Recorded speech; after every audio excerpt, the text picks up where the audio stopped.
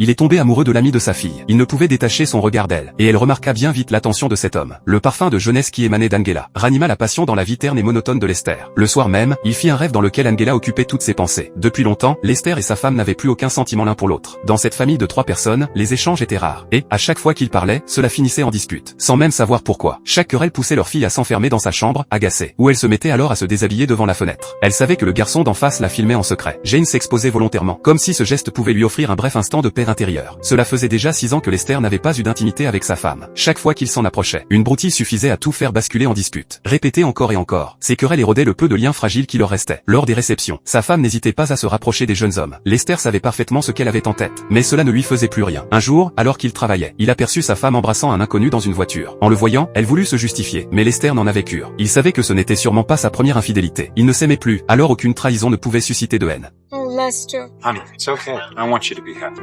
Would you like smiley sauce with that? Lester, just stop it! No.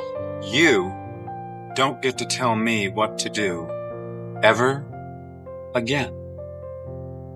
Elle fit descendre l'homme de la voiture, et resta seule, en pleurs, derrière le volant. Elle ne comprenait pas comment 2 personnes autrefois si amoureuses avaient pu devenir ces étrangers froids et indifférents. De son côté, Jane alla aborder le garçon qui la filmait depuis si longtemps. Elle était intriguée par lui. Il s'appelait Ricky. Sa famille ressemblait beaucoup à celle de Jane. Ses parents n'avaient plus aucun lien affectif. Son père, ancien militaire, les obligeait chaque soir à regarder des programmes militaires, les mêmes, en boucle, sans jamais se lasser. Chez lui, l'autorité paternelle était absolue, et personne n'osait s'opposer à ses volontés. Ricky aimait filmer, ce qui donnait un sens à sa vie. Naturellement, le quotidien de Jane et de sa famille fut capturé par l'œil de sa caméra. Jane alla chez lui, et ils regardèrent ensemble ses enregistrements. Une simple scène, un sac en plastique flottant au gré du vent, qu'ils observèrent pendant plus d'1 heure. 2 jeunes privés d'amour parental devinrent tout naturellement un couple. Ils se reconnaissaient l'un dans l'autre, et comprenaient les émotions de chacun. Un jour, Jane invita Angela à la maison. En la voyant, Lester ressentit une vive excitation. Il se glissa discrètement jusqu'à la porte, pour écouter la conversation entre sa fille et Angela. Angela semblait, elle aussi, lui porter de l'intérêt. Lester eut alors l'impression que son rêve était sur le point de devenir réalité.